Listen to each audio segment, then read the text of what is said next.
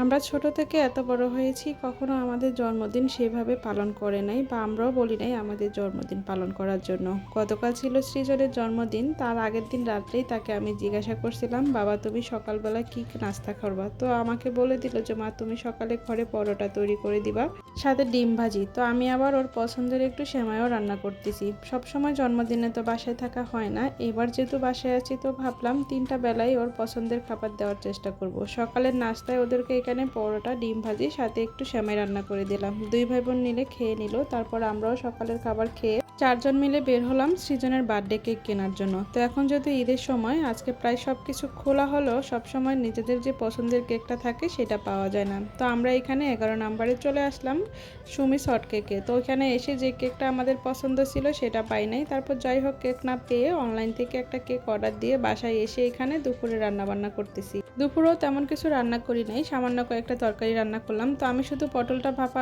রান্না করলাম, বাকি সব রান্না মাই করলো। তো দুপুরে এখানে ওদেরকে হালকা পাতলা খাবারটাই যেটা রান্না করা ছিল সেটা দিয়ে দিলাম দুপুরে। তারপর সবাই মিলে খাবার খেয়ে বিকালবেলা থেকে রাত্রে রান্নাবান্না সব জন্য প্রস্তুতি নিচ্ছিলাম। তো আজকে এখানে রাত্রেবেলা মা রান্না করবে পাবদা মাছ, মাছের মাথা দিয়ে আলু, সাথে করে বেগুন ভাজি আর মুরগির মাংস আর ডিম রান্না করবে নারকেল দিয়ে।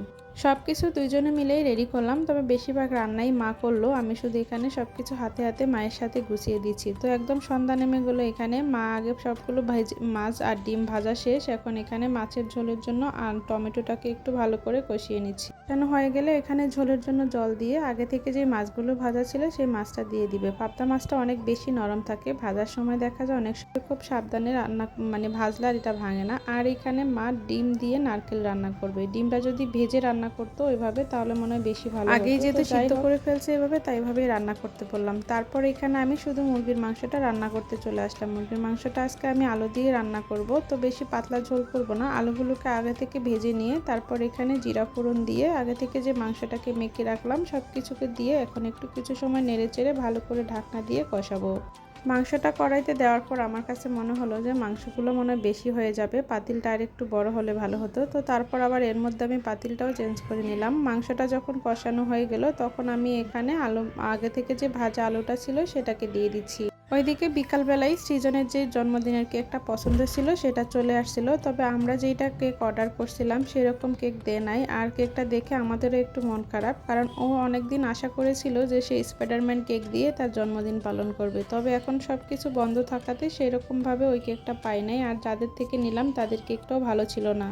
তো এই তো এখানে প্রায় 9টার মতো বাজে, আমাদের সব রান্নাবান্না শেষ, শুধু চুলায় বেগুন ভাজি আর মাংসটা আছে। আর এখানে মা আগে থেকেই পায়েস রান্না করে রাখছিল, পায়েসটা রান্না করে এখানে রেখে দিল। আর ঠাকুরের পূজার জন্য আলাদা করে পায়েসটাকে উঠায় রাখছিল, কারণ জন্মদিনে সবারই পায়েসটা অনেক বেশি পছন্দের। এদিকে মা আবার রান্না করতেছিল আর এখানে আমার ননদের সাথে ফোনে কথা বলতেছিল। ওরা যদি আসতো তাহলে খুবই ভালো লাগতো, কিন্তু সবাই সবার মতো ব্যস্ত, কেউই আর এখন আর কোথাও যায় না।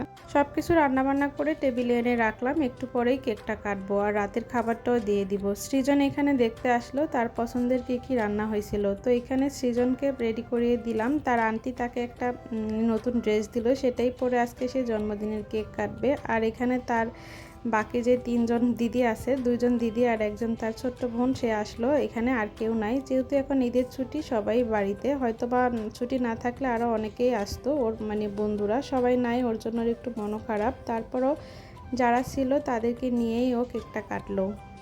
কেক কাটা শেষ, তারপর ওকে একটুখানি কেক মুখে দিয়ে দিলাম, কারণ কেকটা খুবই বাজে ছিল। তারপর সবাইকে এখানে খাবার দাবার দিয়ে দিলাম, আমরা যারা আসি তারা পরে বসবো। তো এবারের জন্মদিনটা ওর এভাবেই কাটলো।